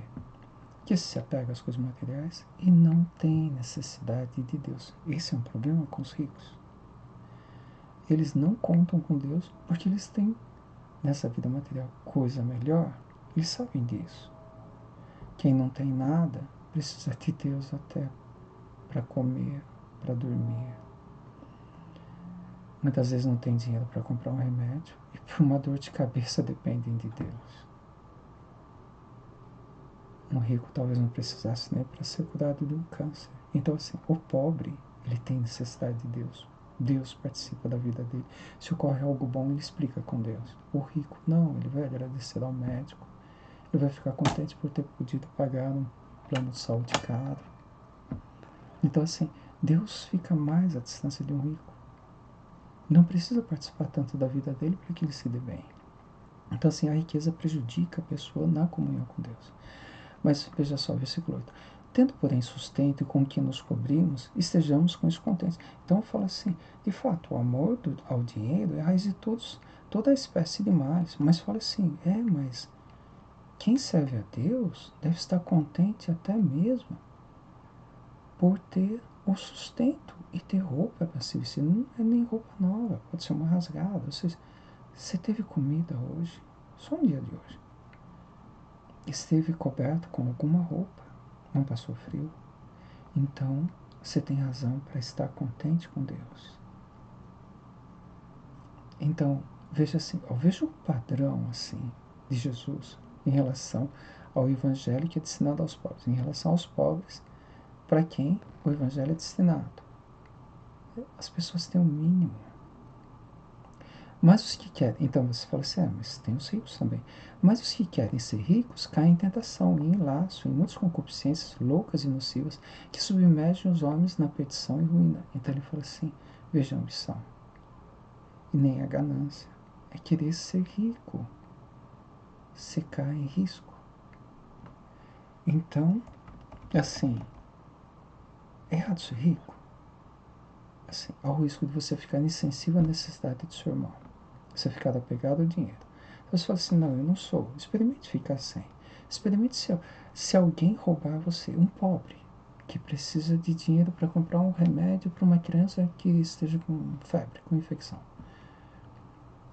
E ele rouba você. E você vê a situação da pessoa. Ela nem consegue fugir direito de você, porque ela está enfraquecida. Será que você não a denuncia à polícia? Não vai querer de volta aquele bem? Ou você vai agradecer a Deus por ter uma destinação melhor do que a você, aquele bem que ela furtou de você ou roubou de você? Então, a gente também vê ser apegado quando falta aquilo a nós. Certo? Então vocês viram, desejar ser rico pode levar você à perdição e ruína, e o amor ao dinheiro pode levar você a se desviar da fé, perder a salvação. O jovem rico. Todo mundo fala assim, mas diz que para os homens é impossível, mas não para Deus, porque para Deus suas coisas são possíveis. Então, existe um rapaz novo, ele se ajoelha perante Jesus e fala assim, bom mestre, o que eu devo fazer para ser salvo, né? Jesus fala assim, por que me chamas bom? Por quê? Assim, nem sempre Jesus tinha revelação se aquela pessoa que se aproximava dele era trazida por Deus para a salvação. Então ele ouviu e falou assim, ele sabe que eu sou bom mestre. Como ele descobriu isso? Será que Deus revelou a ele e ele é um salvo trazido por Deus para a salvação? Por isso que ele pergunta, por que me chamas de bom? Ninguém há bom, versículo 18, senão um que é Deus. Ele está dizendo assim, se você me chama de bom, e como só Deus é bom, você está reconhecendo que eu sou Deus. Você entende o que você disse? Então, mas ele não responde nada. Então ele não era um escolhido de Deus, certo? Ele não sabia disso. Se lembra daquele homem que fala assim, bom, mas qual o maior mandamento? Acho que ele falou alguma coisa assim. Ele falou assim, dai ouvidos todo Israel, você está errado, né? Nosso Deus é o único Deus. E ele fala assim, do amor a Deus acima de todas as coisas, é o próximo com si mesmo. Ele fala assim, toda a lei depende disso, né? E daí esse homem fala assim, dissesse a verdade, né? Porque ele fala assim dos sacrifícios que não servem para muita coisa, ele faz alguma coisa assim. E Jesus fala assim para ele assim, não estás longe do reino de Deus. Ele fala assim, o que você descobriu sobre o sacrifício que não serve para remover pecados? Isso só pode ter sido revelado por Deus a você. Então Deus está fazendo uma obra na sua vida, tanto que Jesus nem chama ele para seguir ele. Deixa ele solto lá. Fala assim, não, Deus vai continuar ensinando a ele. Deus está fazendo uma obra na vida dele. E no caso desse bom mestre, né, desse rapaz novo, ele vê que não era o caso, infelizmente, desse rapaz. Ele não estava aprendendo algo com Deus, apenas ele está preocupado em ser salvo. Ele era muito rico. E ele guardava toda a lei de Moisés assim com o máximo de cuidado. Ele queria saber assim, o que falta mais, né, para eu ter certeza absoluta de que eu vou ser salvo. E daí Jesus fala assim, inclusive fala assim, Jesus o amou. E Jesus o amou e disse. Deixa eu ver. Aqui, versículo 21. E Jesus, olhando para ele, o amou e lhe disse, falta-te uma coisa, vai e vende tudo quanto tens e dá-os aos pobres. E terás um tesouro no céu, e vem, toma a cruz e segue-me. Mas ele, pesaroso dessa palavra, retirou-se triste, porque possuía muitas propriedades. Então, o rico, sim, ele vai ter dificuldade em entregar tudo a Deus. E se tiver algo entre você e Deus, seu coração não está aberto para que ele lhe dê a salvação. Então pode ocorrer de você estar frequentando uma igreja, contribuir com grandes quantias, não faltar dos cultos, mas nunca você realmente necessitou de Deus, abriu o coração e dependeu dele. Ele não ter podido salvar sua vida, dar a você um novo nascimento. Poderia ser o caso como desse jovem rico, perder tudo, para que sem nada você contasse com Deus como única esperança em sua vida. Mas alguém pode falar assim, mas aquilo que é impossível aos homens é possível a Deus. Então vamos estudar o que significa isso. Então Jesus, olhando em redor, disse aos seus discípulos, quão dificilmente entrarão no reino de Deus os que têm riquezas. E os discípulos se admiraram. Em primeiro lugar, ele fala assim que é mais fácil entrar um camelo pela porta da agulha do templo, que era uma porta muito pequena, parece que ficava atrás do templo, e o camelo teria que se abaixar muito para conseguir entrar lá. Ou seja, é possível entrar, mas é muito difícil e pouco provável. Então, mas geralmente assim é explicado dessa forma para dizer assim, não, assim, não quer dizer que os ricos da nossa igreja não sejam salvos, só os de fora que não são salvos. Os daqui de dentro são todos salvos. Essas são as exceções. Existem exceções de fato. Mas vamos ver o que Jesus fala.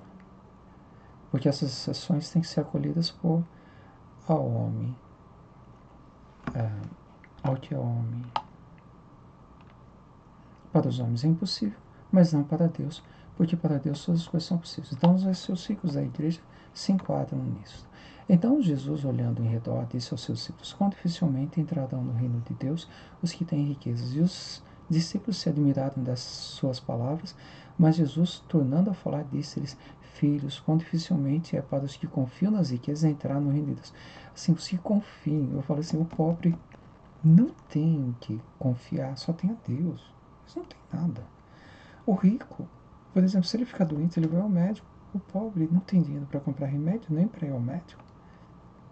Então ele ora a Deus, para que Deus o ajude a ele. Certo? Ele pede a Deus para ter carne para comer no almoço, no jantar. Um remédio para a criança, ele pede para Deus arrumar dinheiro para ele comprar. Quando ele acha, digamos, alguns reais na rua, ele consegue comprar um doce para a criança, ele agradece a Deus. Então ele depende, Deus faz parte da vida dele, que ele sozinho não se mantém. Mas o rico não. Ele não. Se Deus não existisse, o rico estaria muito bem. O pobre estaria sem esperança. É mais fácil passar um camelo pelo fundo de uma agulha do que entrar um rico no reino de Deus. Eles se admiraram ainda mais, dizendo entre si: quem poderá, pois, salvar-se?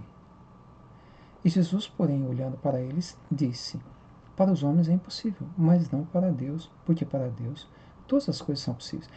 Jesus está respondendo ao versículo 26. Quem poderá, pois, salvar-se? Está se referindo ao homem normal, não ao homem rico. Provavelmente a eles mesmos falaram assim: olha, nós não somos ricos, mas assim, eu gostaria de ter uma roupa melhor, eu gostaria de ter comido algo melhor. Ou seja, nós somos apegados às coisas materiais. Então, para essas pessoas normais que estão apegadas às coisas materiais, para eles é impossível assim ser salvo. Como eles mesmos dizem, né, os discípulos, né? Falam assim: quem poderá, pois, salvar-se se é necessário estar totalmente desligado às coisas materiais? Então, assim, para eles, Jesus fala assim: ó, para vocês é impossível, mas não para Deus, porque para Deus todas as coisas são possíveis. Agora, com relação aos ricos, ou seja, quanto aos ricos, inclusive os da igreja, o que vale é aquela regra geral. Até os ricos da igreja, eles não necessitam confiar tanto em Deus, e eles estão distraídos com as coisas materiais. Então, vale aquela regra: dificilmente serão salvos. Então, eu mesmo aconselho que os ricos não preguem na igreja. Por quê? Eles vão falar assim do que eles entendem. Provavelmente vão começar a agradecer a Deus pela riqueza deles, enquanto tem gente lá passando fome ou com uma necessidade grande, alguém precisando de dinheiro para a saúde não atendido. Enquanto que ele só vai orar assim para que a pessoa seja abençoada e nem vai ajudar, né? Ou até mesmo vai pregar doutrina da prosperidade, vai contaminar toda a igreja, fazendo ela se apegar às coisas materiais. Então, assim, é melhor que eles não preguem. Até mesmo se for no pastor da igreja. É a minha opinião. Não creio que seja errado. Os maiores pregadores, assim, haveriam melhores do que os apóstolos, eram todos pobres. Jesus Cristo era pobre. Então, assim, o exemplo deles é: quem prega e é cheio do Espírito Santo não é rico. Exceções, Davi, assim, Deus não tratava Davi assim, era algo importante, uma exceção, certo? Mas Jesus deixa claro: se você está apegado às coisas desse mundo, fica difícil para Deus agir em sua vida. Bom, quanto a ter amor ao dinheiro, eu falei sobre quando você perde, daí você percebe, né, se ama ou não o dinheiro, né? E também a boca fala daquilo que o coração está cheio, né? Sim, o versículo que eu achei foi esse daí: começa com raça de vidas. Eu não estou acusando ninguém disso, tá? Mas o final fala: pois do que há em abundância no coração, disso fala. Então eu falo assim: se você é rico e com quem você se encontra, você quer falar de Jesus Cristo, você está cheio do Espírito Santo, então eu não vejo nenhum problema em você. Eu só vou me preocupar com uma pequena coisa: você também ajuda os pobres, os necessitados, de ser sensível às necessidades deles. Então se você falar assim: sim, claro, eu me preocupo com eles, eu ajudo, eu tenho ajudado as pessoas. Eu falo assim: poxa, você é perfeito, porque você é rico, certo? Você quer compartilhar Jesus com todo mundo, está cheio de Espírito e ajuda os pobres. Eu não sei se eu, no seu lugar, conseguiria estar assim em comunhão íntima com Deus. Você é melhor que eu. E isso é possível? Claro que é possível. Então até eu vou sugerir depois um caminho sobre isso. Em primeiro lugar, agora, indo para a parte prática, assim, porque eu pareci assim muito contundente, radical, né? Assim, Não, a igreja ensina isso. A igreja diz assim, não, você é rico, o problema é amar a riqueza. Assim, como ninguém te deu nada, você não vai perceber que você ama a riqueza, tá? E você fica falando só das coisas, as vantagens, tudo, né? Mas ninguém percebe que isso mostra o que você tem no seu coração. Assim, o que eu falei para você, que são sinais, né, que você está pegado às coisas materiais, ninguém considera. Então, assim, é só importante falar para você que o problema é amar as riquezas, né? E você vai achar que você está no centro da vontade de Deus. Pode, provavelmente não está. Então, assim, como eu estou sendo assim, não é duro, realista com você, nunca falaram isso para você. E você corre riscos, tem corrido riscos, porque você está longe de Deus. Então, assim, eu preciso contar a verdade para você. O que fazer, então? Em primeiro lugar, Jesus fala quanto aquele jovem rico, para ele dar tudo que ele tem e seguir a Jesus. Mas com Zaqueu, Zaqueu se levanta e fala assim, eu resolvo dar metade do que eu tenho. E Jesus aceita e fala, esse é um filho de Abraão, nasceu de novo. Então fala assim, é como eu falasse para você, você é rico, mas está cheio de espírito, nasceu de novo. Tem Jesus no seu coração, evangeliza, ama a Cristo, ama o seu irmão, compartilhando seus bens, tá tudo em ordem. Pode continuar rico, certo? Não tem nenhum problema. Mas assim, isso é exceção. Mas se for o seu caso, está perfeito. Mas então, quanto a Zaqueu, ele não deu 100%. Jesus não exigiu 100%. Ele falou, vou dar metade. Jesus poderia falar assim, não, com um mancebo rico, com um jovem rico, eu exigi 100%. Com você também é 100%. Você está querendo dar 50% a menos. Não, ele fala assim, a disposição dele de dar metade do que ele tem significa que Deus fez algo na vida dele. E ele foi transformado. É o suficiente.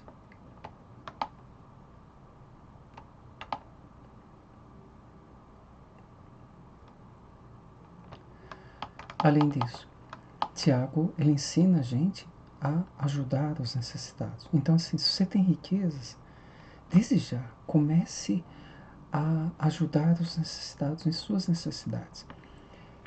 Paulo ensina primeiro os domésticos da fé e também os de fora. Os de outra denominação, de outra igreja, de outra religião e até os não religiosos. Até seus inimigos, se tiverem necessidade, ajude, entendeu? E não para ser recompensado. Isso, assim, Deus se agrada disso. Ele fala assim, Tiago 2,15. E se o seu irmão ou irmã estiverem nus e tiverem falta de mantimento cotidiano, e algum de vós lhes disser, ide em paz, aquentai-vos e fartai-vos, e não lhes derdes as coisas necessárias para o corpo, que proveito virá daí? Então veja só, o quanto Tiago dá importância ao suprimento material, ao compartilhamento do que você tem com o necessitado. E saiba que Lutero é o protestantismo, quando surgiu. Ele disse que o livro de Tiago não era apropriado. Porque falava sobre ter obras. Então, nota assim, eu falei para você, não há reprovação sobre Lutero. Pelo que ele passou na época, o que ele avançou foi o possível. Mas nota assim, o protestantismo não começou bem. Começou dizendo que você não precisava ajudar. Eu ia tirar esse texto sobre ajudar os necessitados da igreja. Gálatas 6, 9 e 10. Então, enquanto temos tempo, façamos bem a todos, mas principalmente aos domésticos da fé, ou seja, até os que não são domésticos da fé, até seus inimigos.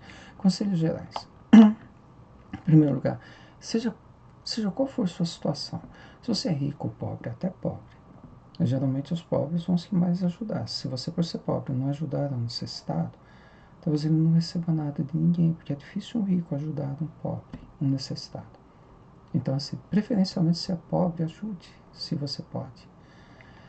Seja você espiritual ou carnal, ajude os necessitados. Ou seja, isso daí é algo que todos devem fazer de imediato. Além disso, busque o enchimento do Espírito Santo. Ter uma comunhão íntima com o Espírito Santo, porque ele vai te orientar sobre o que fazer, para que você não exagere ou não deixe de fazer, certo? E outra coisa, se o Espírito Santo fizer algo para você, não vai ser peso. Vai ser com amor e com liberalidade. Não vai ser por peso. Você vai fazer por amor ao necessitado e querendo fazer, querendo saber se existe um outro necessitado que você possa ajudar. Talvez até você queira fazer mais do que você tenha condições. Além disso,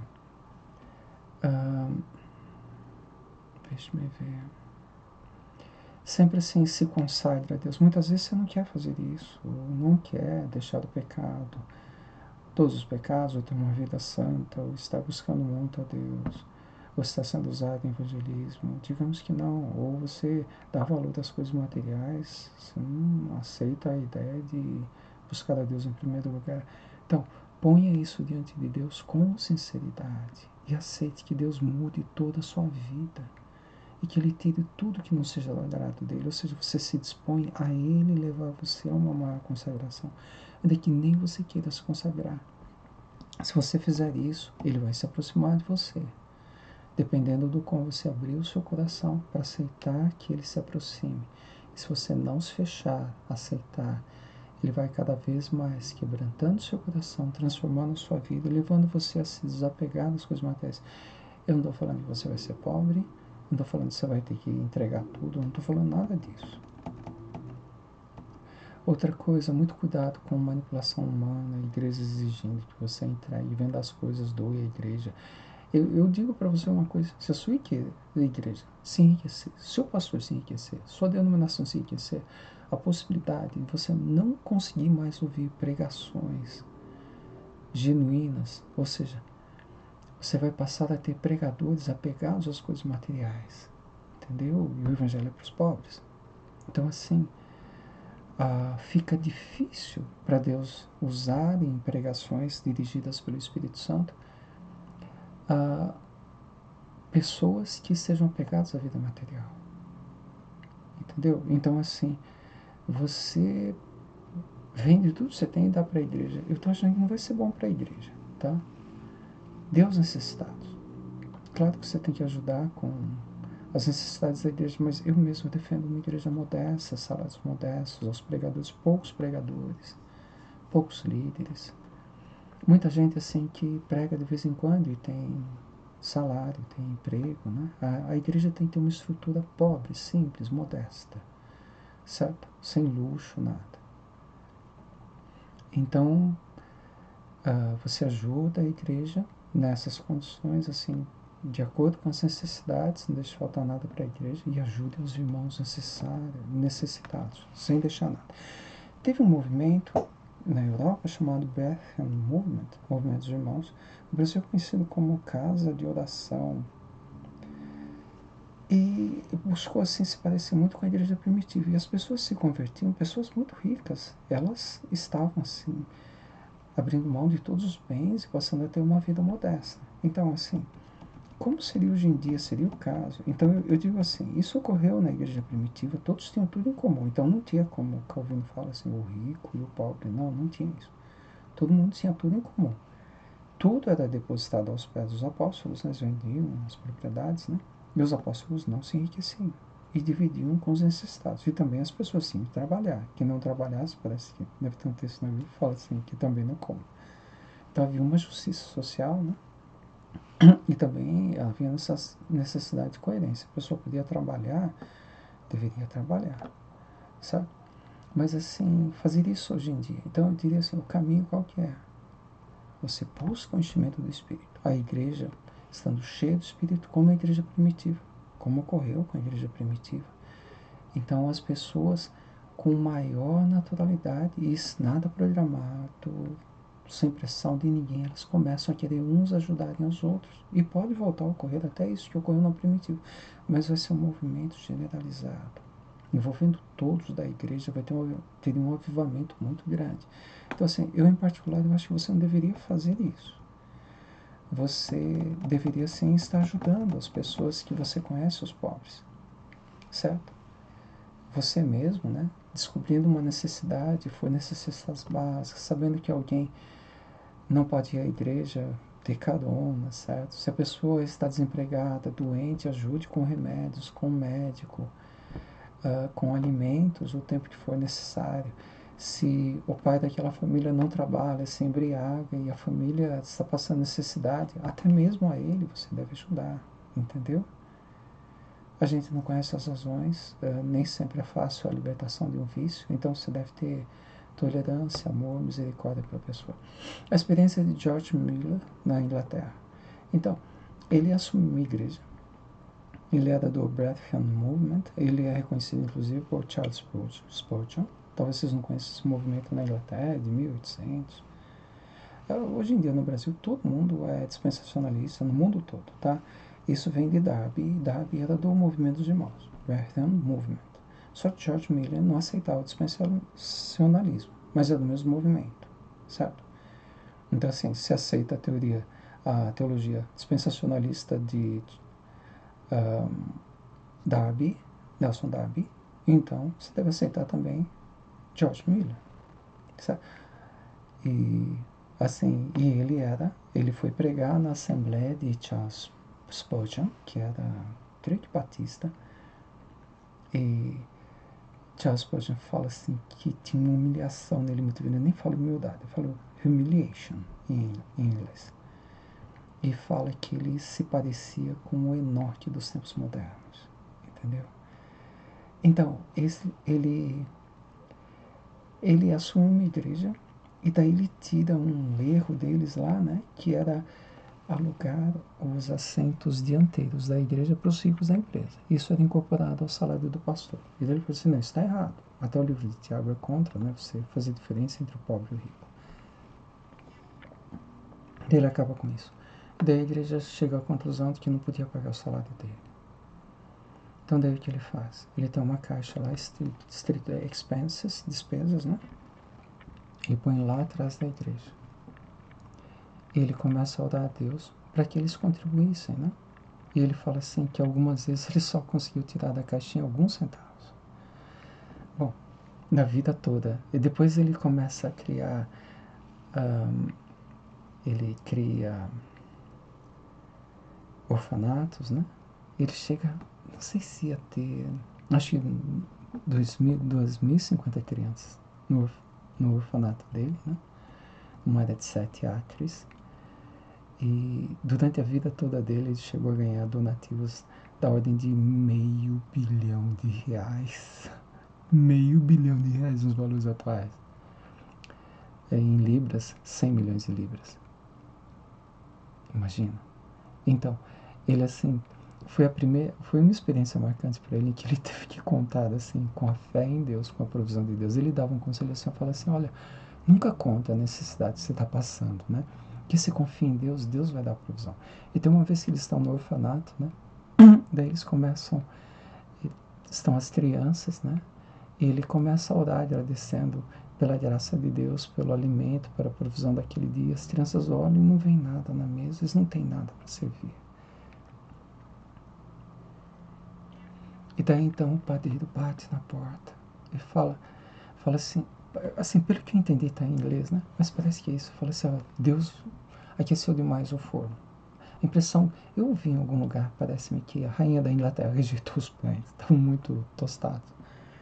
E daí ele falou, vocês querem os pães? E daí já tinha um pão para comer. E daí em seguida, bate na porta de novo a carroça do entregador de leite, passando na frente, quebra o eixo, parece que é o eixo que quebra, né? E fala assim, olha, a gente não tem o que fazer com leite, vocês aceitam? E daí eles têm pão e leite, na roda assim, enquanto que ele agradecia a Deus, porque Deus não tinha falhado. Ele agradecia pelo alimento que ainda não tinha chegado.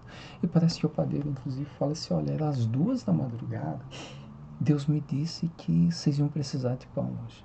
Então ele vai lá, certo? Além disso, ele ajudava um missionário chamado Hudson Taylor, da China, que dizia que se ele tivesse 100 vidas, ele daria todas pela China. Quanto a vigiar, né, a gente acha assim, não, tem que vigiar quem está longe de Deus, né? Jesus, no versículo 37, lá do capítulo, estamos quase terminando.